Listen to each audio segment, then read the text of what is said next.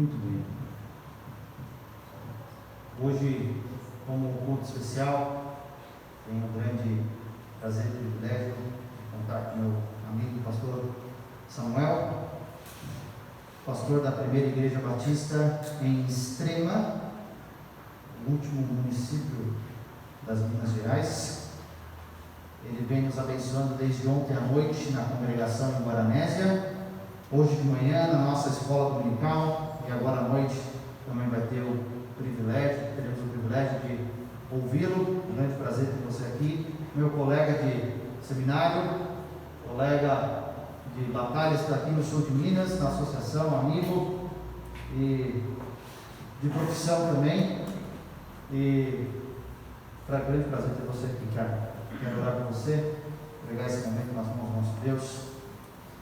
Vamos orar, igreja. Pai querido, entregamos esse momento onde a Tua palavra vai ser aberta, lida, explicada e aplicada às nossas vidas, Senhor. Pedimos pelo ministério de iluminação do Espírito Santo, falando a cada um de nós, trazendo a correta interpretação e a aplicação da Tua palavra, Senhor. Esteja abençoando o pastor Samuel. Esteja abençoando a sua igreja ali em Extrema, a igreja onde ele pastoreia as suas ovelhas, toda a sua liderança, Senhor Deus, que a cada dia aquela igreja cresça e seja mais parecida com o Senhor Jesus tem para ele, Senhor Deus. Senhor, pedimos que o Senhor nos instrua por meio da Tua palavra nesse momento. Oramos assim, no precioso nome de Jesus Cristo. Amém.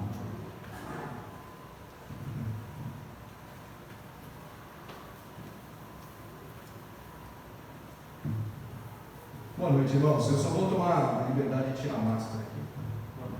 Meu pastor usou o microfone só de máscara. Esse microfone vai ser meu sem máscara. Estou muito feliz de poder estar aqui.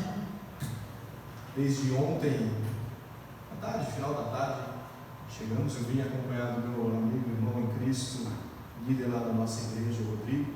Aí tirando uma foto para provar para o meu que está aqui comigo mesmo. Pude vir acompanhado da minha família dessa vez, mas deixo um abraço deles para vocês. Só quem veio da IBD teve o privilégio de conhecer a minha família, ver uma fotinha deles lá. Eu sou casado com a Fabíola, nós já estamos casados há 14 anos. Nós temos um casal de filhos, o Pedro, com 9 anos, e a Mariana, de 6 anos.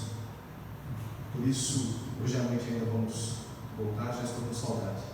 Mas estou feliz de estar aqui, estou feliz porque eu tive o privilégio de dividir 4 anos da minha vida com o pastor Natan, na nossa formação ministerial. Tive o privilégio de dividir 3 anos da minha vida com a Paola também, no tempo de seminário. E agora eu tive o privilégio de dividir mais 2 dias e fomos muito abençoados, né, Rodrigo?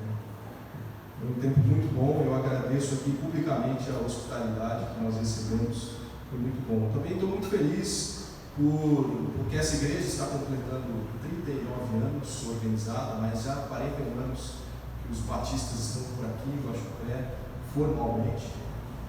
Isso nos alegra e nos dá esperança de quanto mais Deus pode fazer adiante, né? E eu estou feliz também porque o meu amigo, o pastor Natan, já está aqui há quase 5 anos e clamo a Deus, Natan, que o seu ministério seja muito longo aqui, porque isso vai ser muito relevante para essa igreja, para você também. Infelizmente, no sul de Minas, nós temos uma média baixa, mas o pastor Natan me dizia ontem que ainda é uma média alta comparada com o estado todo. Então, que o pastor possa ficar muitos anos aqui e ser usado por Deus. Nós estamos já há 1 ano nessa pandemia, né? E talvez você já esteja até um pouco cansado disso. Eu confesso que eu estou um pouco cansado. Algumas coisas que se dizem ser um novo normal, para mim ainda não são coisas normais. E a gente precisa se voltar para a palavra de Deus, para compreender como Deus vai nos ensinar através de tudo isso, o que Deus está nos ensinando, o que Deus pode fazer diante de toda essa situação. Por isso eu queria considerar com os irmãos o capítulo 3, o último capítulo do profeta Abacuque. Eu sei que é um livro que o pastor Natan já expôs aqui na igreja, mas eu quero ser correr o risco de conversarmos sobre ele mais uma vez. Esse capítulo 3, e também essa situação que nós estamos vivendo, me lembra de um filme da década de 1990. Talvez alguns não se lembram, outros podem se lembrar. É um filme de ação, Van Damme, chamado Morte Súbita. Nesse filme tem uma cena que chama muito a atenção.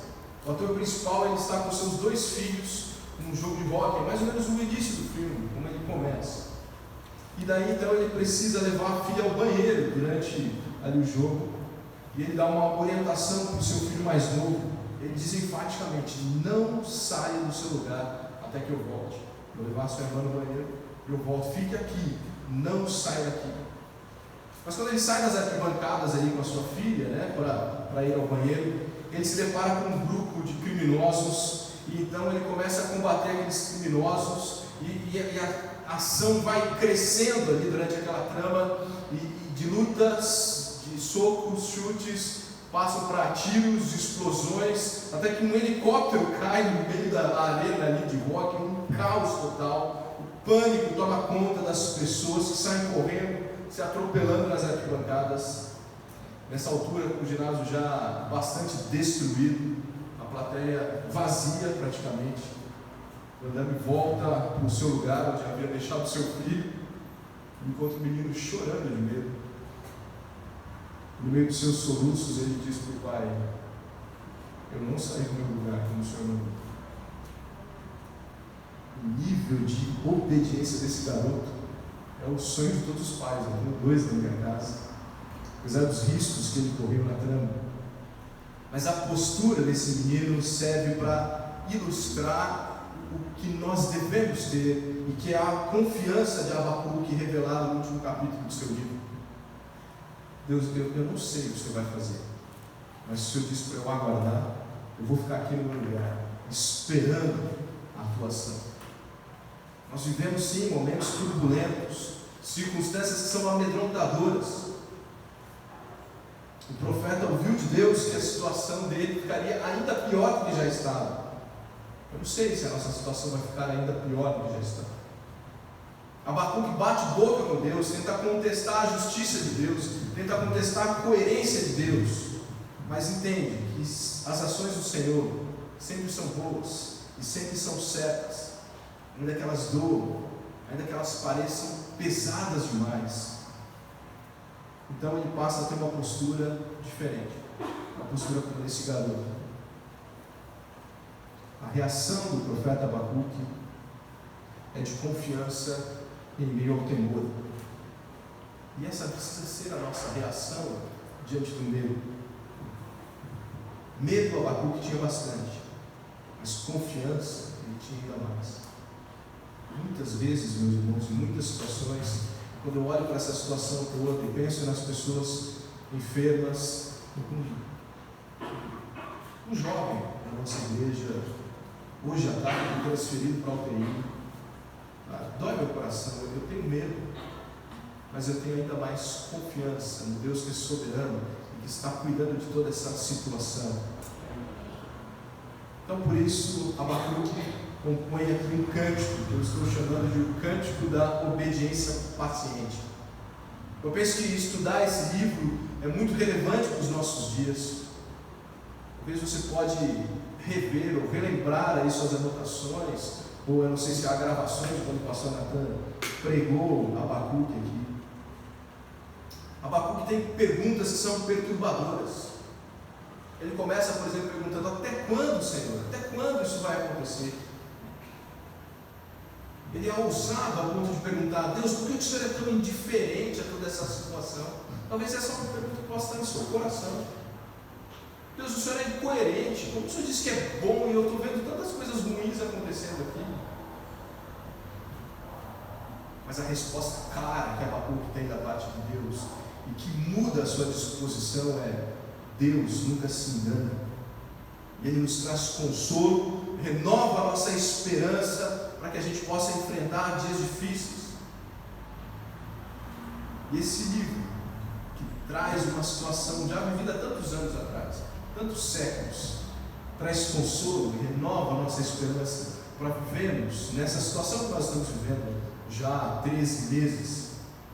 Então, quando nós chegamos no último capítulo desse belo livro, temos um resumo, uma lição da postura que nós devemos ter diante das adversidades. Mesmo quando eu não entendo, mesmo quando eu não compreendo, mesmo quando eu reluto em aceitar, nós devemos ser obedientes e pacientes. Acompanhe a leitura comigo do capítulo 3 de Abacuque. São 19 versículos desse cântico em forma de oração em forma de cântico, algo desse tipo. Eu vou ler aqui na versão revista e atualizada. Se você tem uma versão diferente da minha, não tem problema, acompanhe aí com atenção e vai dar tudo certo. A palavra de Deus então diz assim: oração do profeta Abacuque sob a forma de canto. Tenho ouvido, ó Senhor, as tuas declarações e me sinto alarmado. Aviva a tua obra, ó Senhor, no decorrer dos anos e no decurso dos anos, faze-a conhecida. Na tua ira, lembra-te da misericórdia. Deus vem de Temã e do monte Parã vem o santo. A sua glória cobre os céus e a terra se enche do seu louvor. O seu resplendor é como a luz, raios brilham da sua mão, e ali está velado o seu poder. Adiante dele vai a peste, e a pestilência segue os seus passos. Ele para e faz tremer a terra, olha e sacode as nações, esmigalham-se os montes primitivos, os outeiros eternos se abatem, os caminhos de Deus são eternos. Vejo as tendas de Cusã em aflição, os acampamentos da terra de Midian tremem. Acaso é contra os rios, Senhor, que estás irado? É contra os ribeiros a tua ira, ou contra o mar o teu furor, já que andas montado nos teus cavalos, nos teus carros de vitória? Tiras a descoberto o teu arco, e farta está a tua aljava de flechas. Tu fendes a terra com rios, os montes te veem e se contorcem, passam torrentes de água, as profundezas do mar fazem ouvir a sua voz e levantam bem alto as suas mãos. O sol e a lua param nas suas moradas, ao resplandecer a luz das tuas flechas cintilantes, ao fulgor do relâmpago da tua lança. Na tua indignação marchas pela terra, na tua ira calcas aos pés das nações. Tu sais para salvamento do teu povo, para salvar o teu ungido. Feres o telhado da casa do perverso e lhe descobres de todo fundamento. Traspassas a cabeça dos guerreiros do inimigo com as suas próprias lanças, os quais, como tempestade, avançam para o destruir. Regozijam-se como se estivessem para devorar o pobre e as ocultas. Marchas com os teus cavalos pelo mar, pela massa de grandes águas. Ouvi-o e o meu íntimo se comoveu, a sua voz tremeram os meus lábios.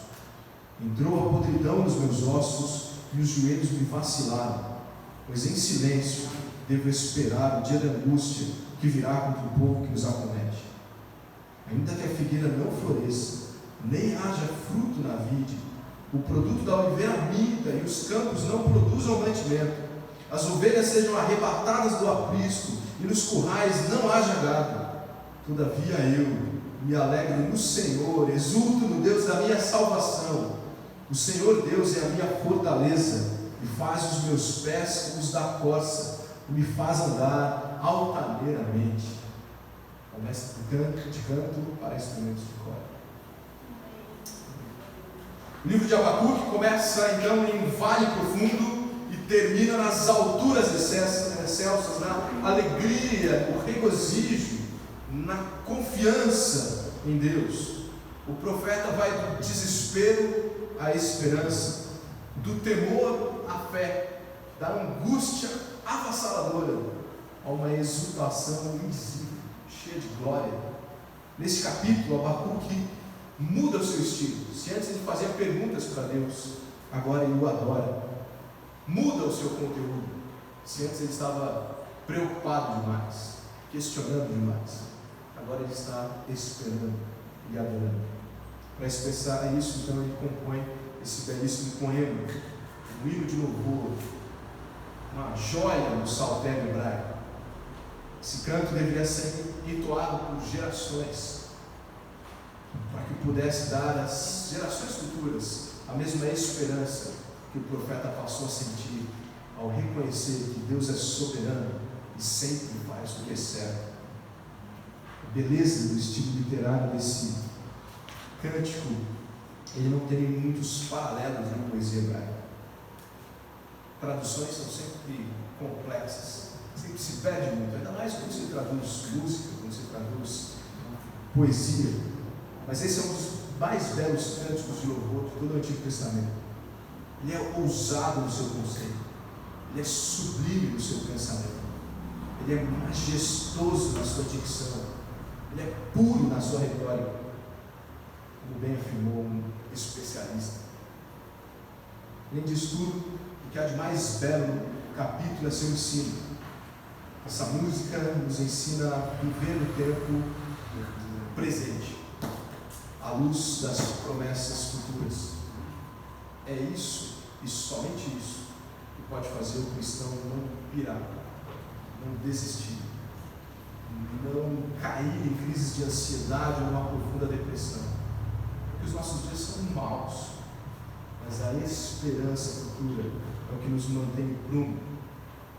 A mudança interior apresentada por Abacuque não foi produto de meditação transcendental, não foi uma decisão pessoal cercada de afirmação positiva, não foi motivada pela leitura do cenário político do seu tempo, não foi decorrente de uma atitude triunfalista, nada disso. A mudança de Abacuque foi motivada por uma volta às Escrituras, para relembrar quem é Deus, quais são os gloriosos feitos desse Deus. O povo que conhece a Deus é forte. O conhecimento de Deus e das obras de Deus é o maior antídoto contra o desespero diante da sua adversidade. E esse cântico revela isso claramente, como a gente vai perceber.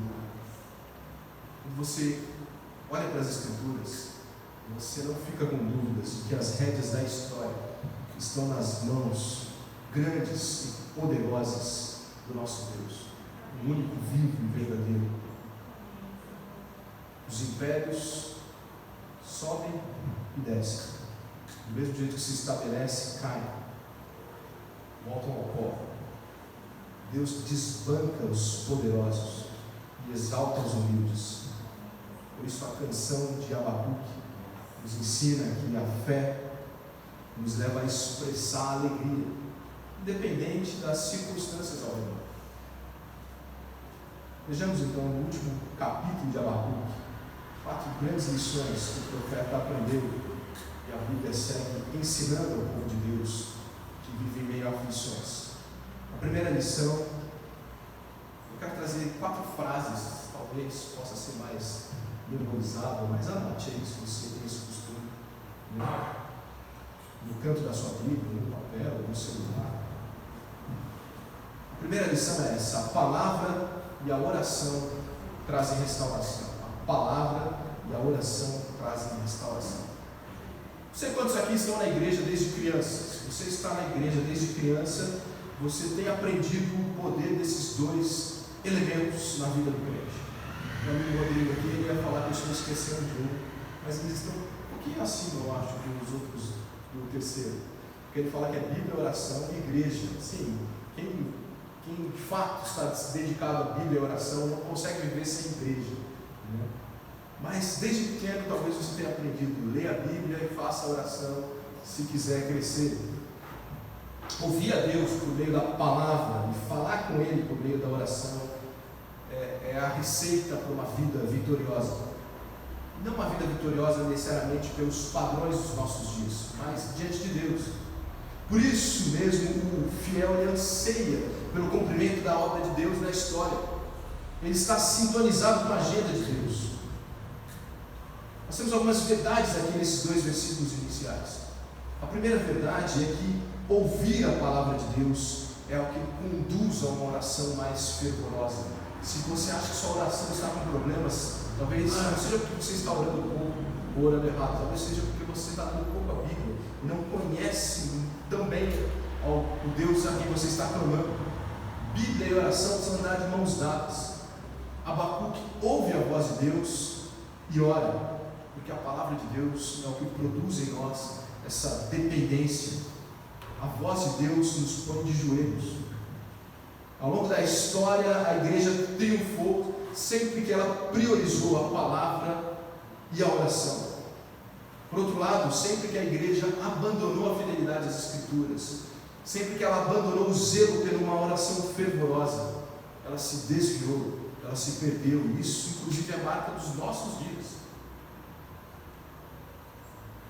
Vejo muitas igrejas onde há oração fervorosa, mas que a Bíblia foi deixada de lado. E daí as pessoas passam a valorizar mais experiências relativas, os sonhos, os sentimentos. O que funciona passou a ser mais importante do que a revelação. Modismos se tornaram mais importantes do que doutrina. Isso é muito perigoso.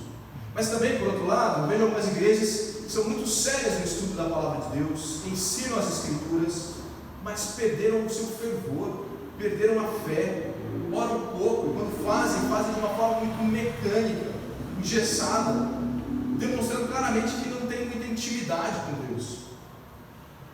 Poucas igrejas, infelizmente, nos nossos dias, na realidade brasileira, têm se mantido equilibradas entre a ortodoxia, o ensino correto da Bíblia e esse fervor. Mas a verdade é que a ortodoxia é o que de fato conduz ao fervor. Queria deixar uma pergunta nesse sentido.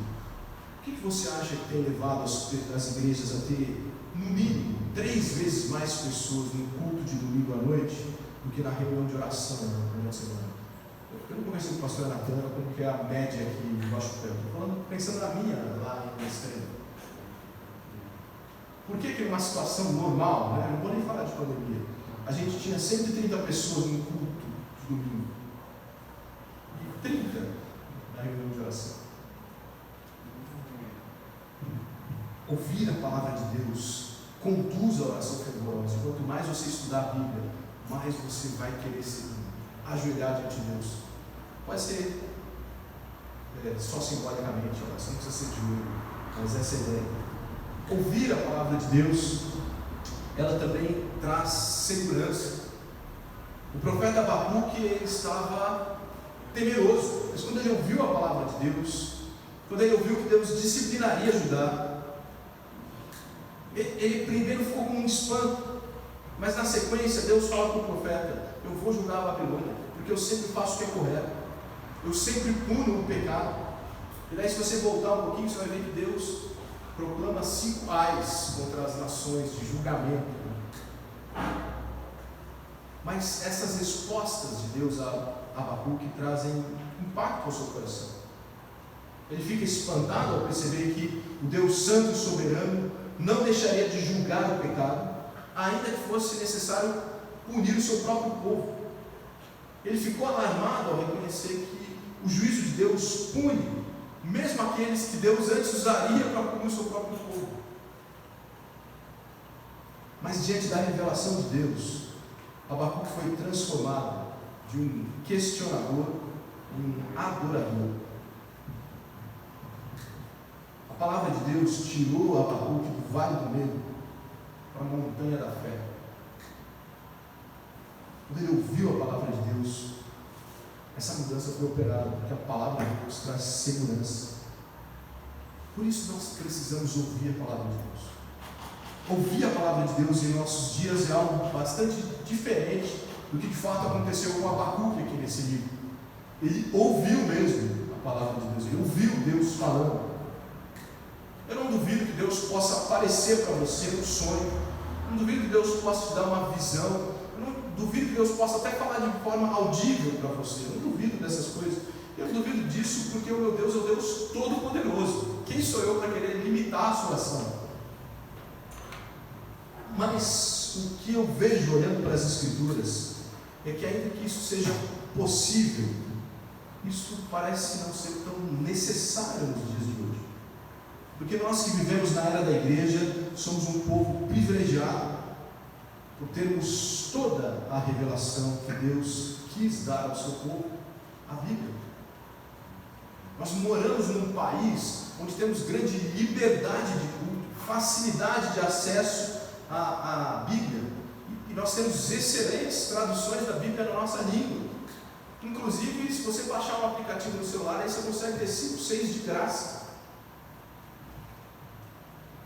Então, a verdade é que se você é um brasileiro do século XXI, você ficar esperando algo sobrenatural para ouvir a voz de Deus é muito mais preguiça do que fé. Deus já falou. Leia a Bíblia, que você vai ouvir o que Deus está dizendo.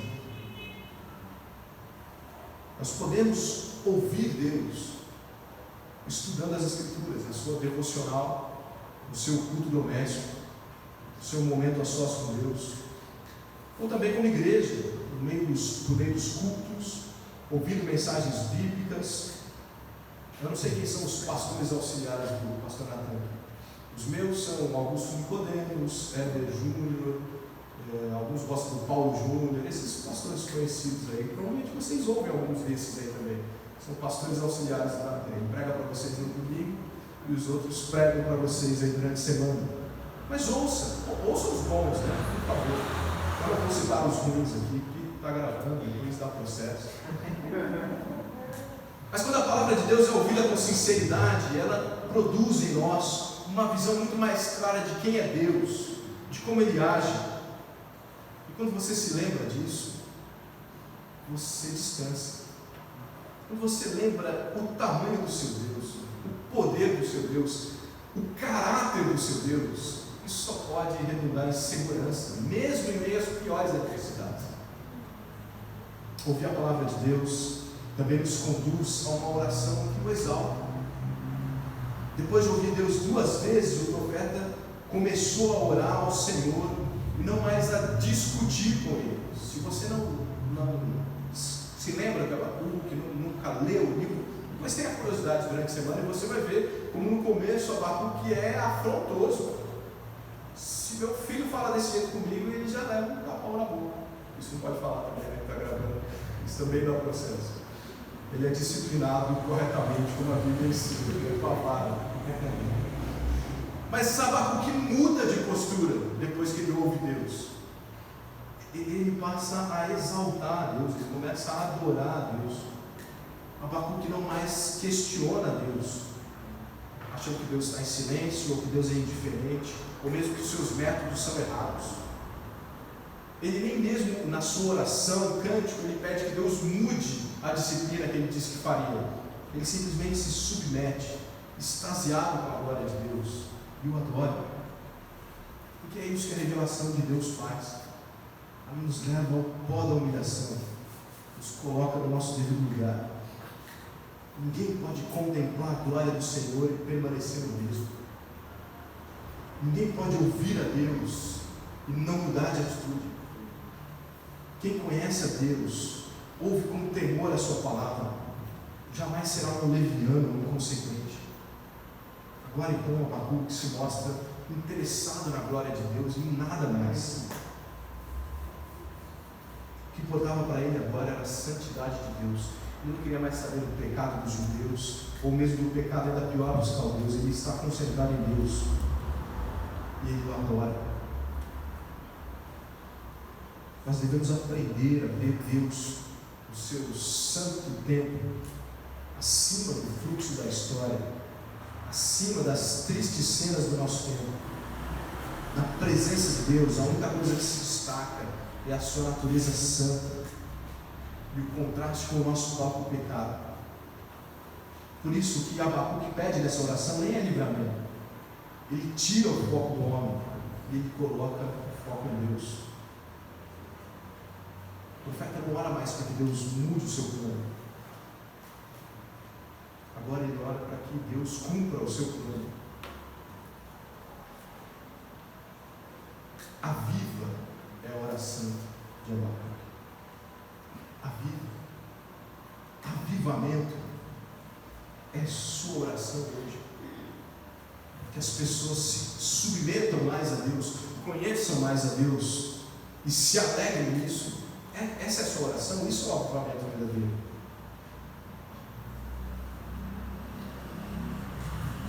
você ouve a palavra de Deus, você muda. Que a palavra de Deus, o diálogo com Deus, a oração, elas de fato trazem a nós restauração. A segunda lição que eu quero considerar com os irmãos é que tem uma má oração, mas tem uma boa oração. E a boa oração é a que clama por misericórdia e renovação. Eu disse agora no finalzinho desse primeiro ponto, eu quero explicar um pouco mais. Avivamento é um tema muito mal compreendido na igreja brasileira. Para muitos, avivamento é o mesmo que manifestações sobrenaturais. Então, avivamento é quando tem línguas estranhas, curas, profecias, muita emoção envolvida. Para outros, avivamento é sinônimo de mudança do estilo de culto. E você, o cara, né? Você não, vocês não fariam isso. Mas um cidadão chega para o pastor e fala: pastor, nosso culto é muito parado. Vamos fazer um culto mais avivado. O que ele está querendo dizer? Vamos pôr umas músicas mais alegres, né? Vamos tocar as músicas que estão mais na moda, uma coisa assim. Mas isso também não é avivamento. Para outros, avivamento é quando junta muita gente, tem uma multidão, conversões em massa. Isso seria avivamento. Talvez isso é o que seja um pouquinho mais perto do que de fato é o avivamento. Mas as multidões não são essenciais para haver um avivamento. O que é necessário para haver avivamento é quebrantamento. É pessoas quebradas diante de Deus, reconhecendo, quebrantados, que recebeu de graça a vida. Como nós cantamos agora. Isso sim é avivamento. Pode ser que Deus faça isso coletivamente em muita gente ao mesmo tempo, mas pode ser que Deus faça isso com uma comunidade pequena, como a minha lá em Extrema. E de repente, se Ele fizer isso com todos os nossos 120, e de fato esses 120, 130, se forem genuinamente cristãos avivados, vai ser uma grande diferença. Aí sim eu acreditarei que se cumprirá o sonho do pastor Natan aí, um contágio tão rápido do Evangelho quanto do Covid. Quebrantamento genuíno, renovo verdadeiro, só acontece com a obra do Espírito Santo. Então, avivamento é trabalho do céu. Não dá para você agendar avivamento. Não dá para dizer 2021 será o ano do avivamento da nossa igreja. Pode ser, peça a Deus isso, pode ser que Ele faça. Por que eu digo peça a Deus? Porque a história dos grandes avivamentos na história da igreja, não sei que é redundante aqui, mas foi sempre precedido por muita oração. Por isso, então, nós vemos aqui Abacuque orando: aviva a tua obra, Senhor. Faz um avivamento no meio do teu povo. Isso se repete de novo nos grandes avivamentos do século XVIII. Ele repete muitas situações. Avivamento é a igreja, os servos de Deus, focados em Deus e não neles mesmos, na glória de Deus e não nos direitos dos homens, na salvação dos povos e não na prosperidade dos povos. Mas que avivamento está muito distante da igreja brasileira hoje. Por isso nós precisamos clamar. A boa oração, ela clama por avivamento. Abacuque, ele pede por avivamento, não confiando que ele pudesse fazer isso, ou não porque Judá merecesse isso, mas ele pede porque ele sabe agora quem é Deus, qual é o tamanho de Deus e a capacidade de Deus. O profeta sabe que Deus é misericordioso. No meio do seu avivamento, ele pede por clemência. Ele sabe que é da misericórdia de Deus que flui o avivamento. Porque a misericórdia permite que Deus não dê aquilo que de fato nós merecemos. O avivamento precisa ser o anseio da igreja em todos os tempos, em todos os lugares. Mas em situações adversas, isso deveria chamar um pouco mais a nossa atenção para a gente orar por avivamento. No começo da pandemia, sei lá, quando a gente estava em maio do ano passado, eu tinha uma expectativa de que, quando acabar essa pandemia, a igreja vai ter que fazer 3 cultos, porque as pessoas estão desejando a Deus em massa. Você não tinha essa sensação em maio do ano passado? Mas hoje lá na nossa igreja, nós voltamos ao culto presencial depois de 4 semanas que tivemos que parar novamente. E a limitação lá do decreto municipal pediu que a gente tivesse 60 lugares. A gente pediu que as pessoas confirmassem presença para não correr o risco de lotar. E nós tivemos 39 pessoas no grupo. As pessoas perderam o desejo de Deus, abandonaram a igreja de Cristo. Esses momentos tem que fazer a gente orar mais por avivamento. Você que está aqui, tem que orar por avivamento. Porque talvez quem deveria estar aqui não está, se esfriou na sua fé. Ou talvez reconheceu que nem tinha essa fé. Avivamento não é promovido pela igreja, é concedido pelo Espírito Santo, mas ele é clamado pela igreja para que o Espírito Santo responda.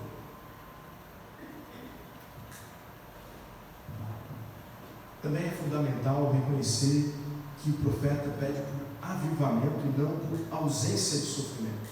Ele pede a manifestação poderosa de Deus no meio do seu povo e não pede prosperidade econômica e política para o seu povo. Porque nos nossos dias as pessoas têm confundido essas duas coisas. E ele faz isso simplesmente porque ele deseja a Deus mais do que as bênçãos de Deus. Hoje a gente vê muito mais gente que deseja as bênçãos de Deus do que o próprio Deus. Isso se manifesta de diversas formas. Infelizmente hoje a gente vê filhos que desejam muito mais a herança dos seus pais do que a própria presença dos seus pais. E daí esse tipo de pessoas, mal ensinado pelos pais, eu não sei, fruto do nosso espírito do nosso tempo, né? Se relacionam com Deus assim, desejando mais o que ela pode receber de Deus do que o próprio Deus em si. Mas quem ama a Deus verdadeiramente, quem conhece a Deus por meio da sua palavra, sabe que o que você pode receber de Deus é ínfimo perto de você estar com Deus. Quem está com Deus já não tem mais necessidade de nada, e ainda assim recebe muitas bênçãos, porque Deus é galardoador dos que o buscam. Ele tem prazer em dar presentes para aqueles que o amam. O avivamento então se faz necessário hoje também por causa disso.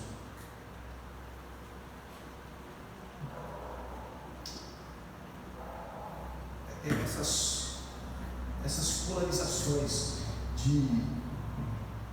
ou de desejar demais o que Deus pode me dar, ou por outro lado, pregar um voto de pobreza, ou um auto-sacrifício tão grande, que também não foi o que Deus prometeu. O avivamento precisa trazer equilíbrio para a gente, nesse sentido também. Nós precisamos clamar então por isso. Essa é uma oração. Reconhece que pela misericórdia de Deus nós podemos viver um renovo. Quem vive desejando a Deus supera as circunstâncias.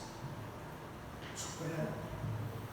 Nós nunca houve na história da humanidade tantas doenças relacionadas ao medo, seja ansiedade, depressão, síndrome do pânico. Nunca houve. E parece que a história mostra que já houveram outros momentos muito mais violentos, muito mais incertos do que os que a gente vive hoje. A gente precisa desesperadamente clamar pela misericórdia e o renovo da parte de Deus. Porque quando o avivamento chega, a igreja se torna mais ousada e começa a anunciar isso para essas pessoas que estão morrendo desesperadas. O que é o desespero, senão a falta de esperança? As pessoas precisam saber que Jesus Cristo morreu, mas a cruz está vazia, a tumba está vazia, e uma pandemia, um desemprego, uma guerra, a morte, nada pode separar aqueles que amam a Deus do seu Deus. Nosso relacionamento será eterno. As pessoas precisam saber disso, e Deus escolheu uma maneira das pessoas saberem disso: a sua igreja, falando isso para os outros. Deus poderia escolher diversas outras maneiras. Deus podia escrever isso no céu todos os dias. Deus podia fazer as pessoas automaticamente compreenderem isso, sem ninguém falar nada. Deus podia mandar anjos fazerem esse serviço. Deus podia fazer de muitas formas, mas Ele escolheu a mim e a você, que amamos a Deus acima das bênçãos de Deus, que amamos a Deus acima das circunstâncias, que clamamos pela misericórdia de Deus, para anunciar a esperança. A esperança. Oremos então para que Deus seja misericordioso com a nossa nação, sim. Que Ele cure, Ele restaure a saúde, mas oremos para que Ele mude a sua igreja, traga mais desejo por Ele, para que a sua igreja o anuncie cada vez mais e as pessoas possam se arrepender dos seus maus caminhos e viver uma vida rendida a Deus. É isso que uma boa oração faz. É isso que a boa oração de Abacuque o levou a fazer. Terceira lição: lembrar da justiça de outrora nos ajuda a enfrentar o agora. Estou tentando fazer umas rimas, para ver se você fica acordado aí, se você se lembra depois, tá bom? Lembrar da justiça de outrora nos ajuda a enfrentar o agora. Esse é o principal trecho aí do cântico, da oração, do salmo de Abacuque. O profeta busca no passado as raízes para ele se firmar agora confiantemente no presente. Ele faz então uma viagem na história da redenção de Israel para buscar forças. Então, do versículo 3 até o versículo 15, ele vai falando de história, de passado, do que Deus já fez, de como Deus agiu com o seu povo. Quando você lê esse trecho, você pode fazer um esboço da história de Israel, desde o Egito até Canaã. Várias frases nesse trecho nos recordam maravilhosas ações, obras de Deus em favor do povo de Israel. Com o seu canto, então, o profeta quer animar os judeus, consolar os judeus.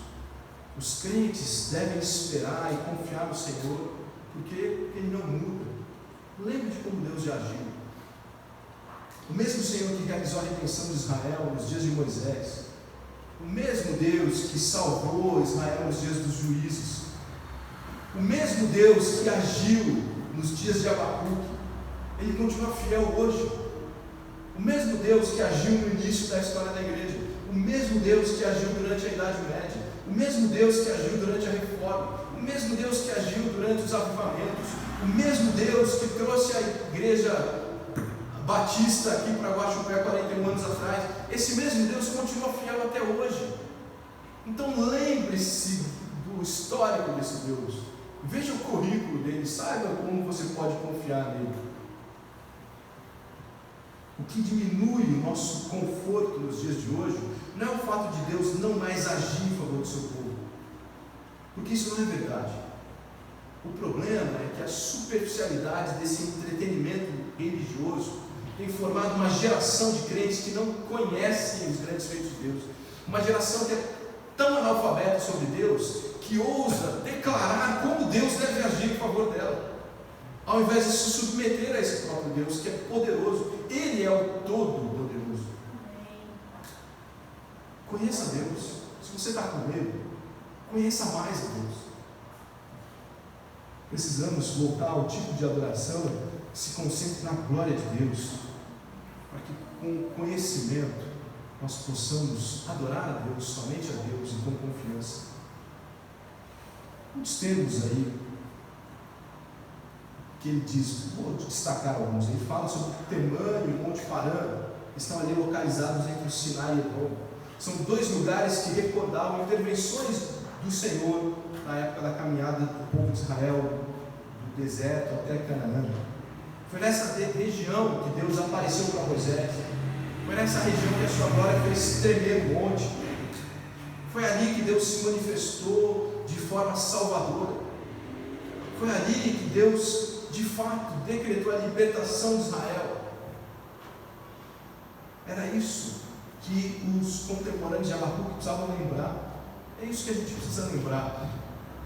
Mas quando a gente faz um estudo, panorama do Antigo Testamento, as pessoas falam, pastor, mas essa coisa é tão antiga, por que eu preciso saber dessas coisas? Quanto mais você conhecer a Deus, mais você vai ter capacidade para enfrentar os medos de agora. Cada praga no Egito continua ensinando cada intervenção no deserto continua nos ensinando. Cada mensagem por meio dos profetas, sejam eles maiores ou menores, continua ensinando. Cada ação do Deus encarnado durante o seu ministério continua ensinando. Cada intervenção divina por meio dos apóstolos na formação, na constituição da igreja continua ensinando. O poder de Deus está manifesto por todas as páginas da Bíblia. Se você duvida, você precisa conhecer o Deus. O Cântico de Abacuque também olha para Deus como o condutor de uma carruagem celestial. Ele sai numa cavalgada vitoriosa, e nessa corrida triunfante de Deus, a natureza vai se rendendo, o mar se abre, a terra se abre, os montes se contorcem, as profundezas do mar escutam a sua passagem, o sol e a lua param, porque eles querem ver o cortejo de Deus. O universo inteiro dá passagem a esse guerreiro vitorioso, vindo com a sua carruagem. Enquanto nos versículos 8 a 11 o cenário é a natureza, nos versículos 12 a 15 o cenário é a própria história. O profeta começa a analisar o propósito desse guerreiro que vem montado aí na sua carruagem. Ele vem para libertar o seu povo, como diz o versículo 13. Ele vem para trazer juízo sobre os ímpios. Ao mesmo tempo que ele vem para o salvamento do seu povo, ele vem para ferir o perverso. Ele vem para demonstrar o seu poder. A carruagem de Deus marcha sobre o mar, caminha pela massa de grandes águas. Ele faz o impossível, porque ele é poderoso. Nenhum elemento da natureza, nenhum poder político, econômico, nenhum exército, nenhuma nação, império pode ameaçar o poder da marcha desse Deus poderoso. Isso anuncia a vitória que a geração de Abacuque veria, mas isso anuncia a grande vitória que um dia todo o olho verá. É assim que vai acabar a história. Nós sabemos disso, já está dito. A história acaba com o cavaleiro vindo no seu cavalo branco. E o que diz? Recentemente eu preguei lá na minha igreja o sermão profético de Jesus em Marcos capítulo 13, mas ele também tem com mais detalhes em Mateus capítulo 24. E você vê lá como os céus se abrem, como os astros se perdem, como tudo muda, porque é definitiva a vitória desse grande guerreiro. Então lembre-se disso. Lembre-se do que ele já fez, lembre-se do que está prometido que ele fará. Que consolo isso traz ao nosso coração.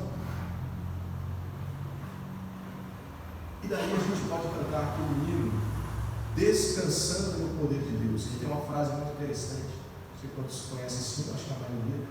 Ele diz assim: ele tem prazer em me proteger. Quem está do lado vitorioso só descansa, só espera. Como igreja nós devemos agir assim, conhecer e relembrar os grandes feitos do Senhor, que revelam o seu grande caráter, os seus atributos perfeitos, e esse olhar nos encoraja a caminhar resolutamente no presente, porque nós sabemos ao lado de quem nós estamos. Eu não sei se você, como irmão mais velho, tipo primo mais velho, quando você estava na escola, foi ameaçado por alguém. E daí esse seu amigo, irmão, foi lá te proteger na escola. Isso provavelmente aconteceu com muitos dos meninos aqui, dos homens, quando eram meninos.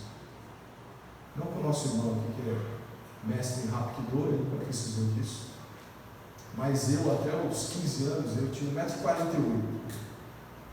Eu precisava muito de amigos maiores do que eu para me proteger. E daí, quando vinha aquele seu amigo fortão, você andava, né, confiante. A gente precisa andar na história assim, não porque a gente tem um amigo fortão, porque a gente é servo de Deus Todo-Poderoso. Numa situação tão terrível que leva um cristão a duvidar que Deus possa intervir. Lembrar da justiça de outrora nos ajuda a enfrentar o agora. E a última lição, final aí do capítulo, nos ensina que viver com temor de fé é o que deixa o fiel sempre em pé.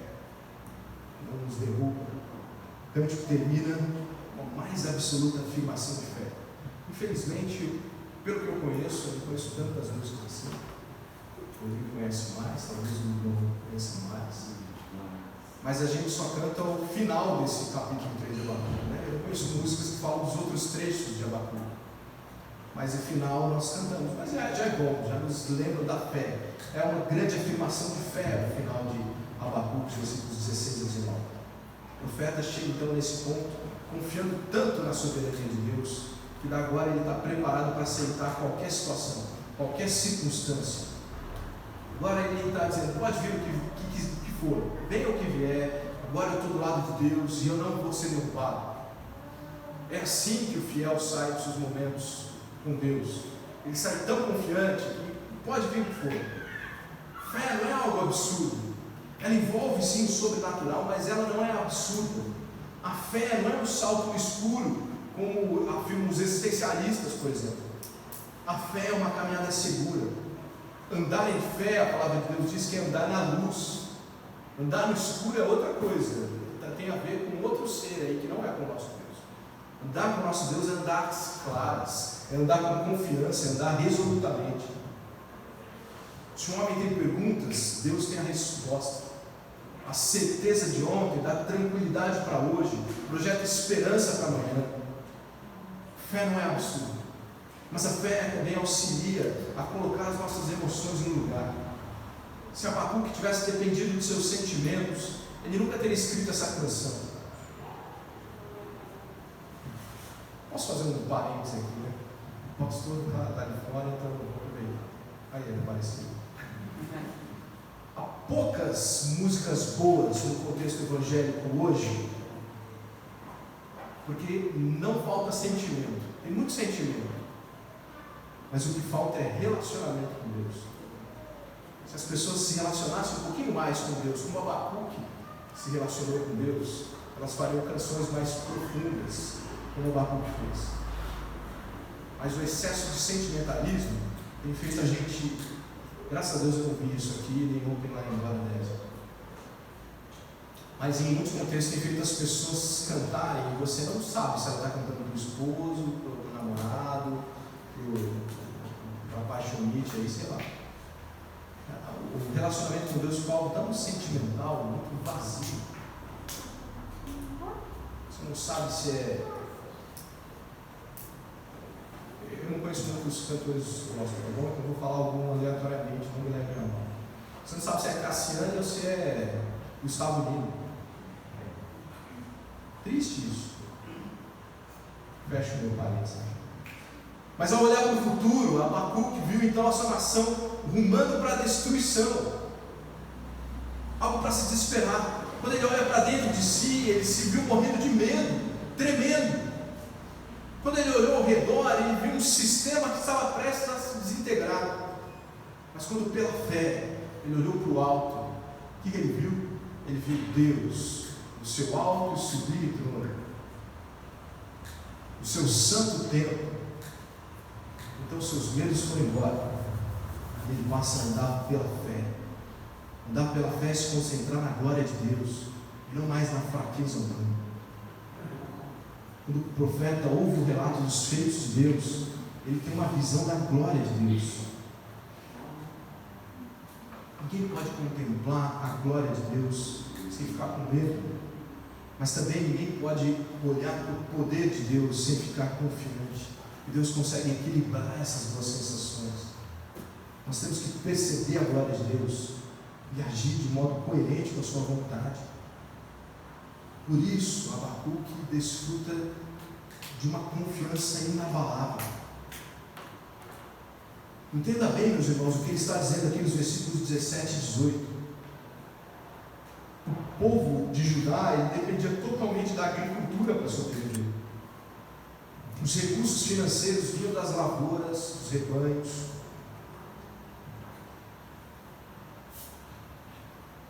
A confiança do profeta está declarada que não está na provisão, mas no provedor. Quando eu fui me tornei seminarista, eu já era casado, não tinha filhos, e abandonei uma empresa que eu tinha para ir para o seminário, e levantei um seminário em tempo integral, lá que eu estudei, com o pastor Antônio. Eu achava muito interessante que as pessoas falavam assim: eu acho muito bonito que você vai viver dependendo de Deus. Você não vive dependendo de Deus. Você não faz por você, você não provê para você. Basta um coronavírus que você percebe isso. O seu negócio vai à falência, infelizmente. Sua saúde vai embora de uma hora para outra. Você não pode confiar na provisão, você tem que confiar no provedor. Por isso que a fé de Abacuque faz ele orar. Não importa se vai ter fruto na figueira, né? Ou na videira, ou na oliveira. Não importa se todas as minhas ovelhas forem arrebatadas. Se não tiver mais gado, eu confio em quem provê. Lembram-se de Abraão levando seu filho Isaac para o próprio sacrifício? A frase dele é impressionante. Ele se afasta do servo, começa a subir um monte. Isaac olha ao redor, fala assim: pai, está tudo muito bom, tudo muito bem. Estou vendo fogo, eu estou vendo a lenha, mas cadê o cordeiro? E Abraão responde: Deus proverá para si o cordeiro. Às vezes, o que diz a oração modelo chamada de Pai Nosso? O pão de cada dia nos dá hoje. Mas o que a gente ora hoje? Deus, o pão dos próximos 15 anos me dá hoje, eu vou administrando aí. A gente precisa confiar mais no provedor, menos na providência. Isso sim é fé, que se manifesta numa alegria incondicional. Eu vou me alegrar no Senhor, eu exulto Deus da minha salvação. Ele disse no versículo 19: o apoio que eu tenho é suficiente, porque Deus é a minha fortaleza. Sabe o que Ele faz? Ele me dá agilidade. Os meus pés, que antes estavam temerosos, inseguros, meu joelho que estava cambaleando, agora eu tenho pés de costa, agora eu corro com agilidade, eu vou para todos os lados. Ele me faz andar com segurança. Que contraste, que contraste. O que mudou? Ouvir a palavra de Deus, orar, reconhecer quem é Deus, lembrar os seus grandes feitos. E aí sim, o temor, o tremor foi substituído por temor. A fé é necessária para mantê-lo em pé. Temer ao Senhor com fé genuína é o que pode sustentar aquele que é fiel em meio a grandes adversidades. Nós estudamos o livro então de Abacuque. Nós vemos que a fé emerge no meio de muitas dúvidas, mas se ancora na rocha que é Deus, a rocha que não se abala. Quando tudo parece perdido, lembre-se que com Deus não está perdido. Qualquer analista político que olhasse a situação de Abacuque daria sentença de morte. O reino de Judá nunca mais vai existir.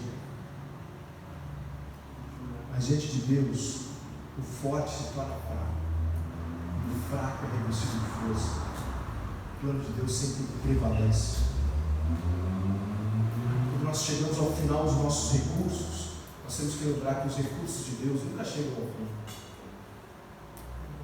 A crise ela é uma oportunidade, não uma oportunidade para prosperar financeiramente, pode até ser que seja também, mas ela é uma oportunidade de se debruçar aos pés de Deus, renovando a sua fé, lembrando dos seus feitos. Quando você estiver encurralado pela crise, pelo medo, olhe para o alto. Lembre-se que Deus está no seu santo templo, conduzindo a tudo e a todos.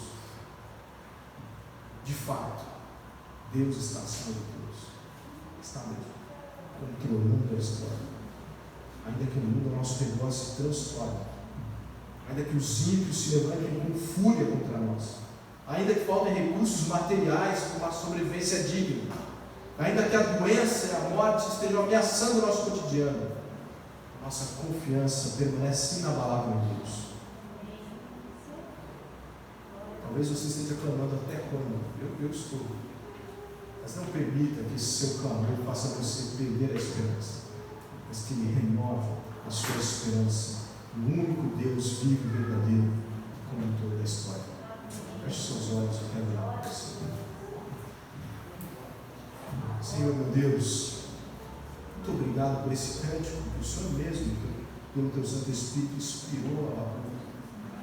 Por meio desse relacionamento íntimo com o Senhor, de ouvir e de lembrar quem é o Senhor.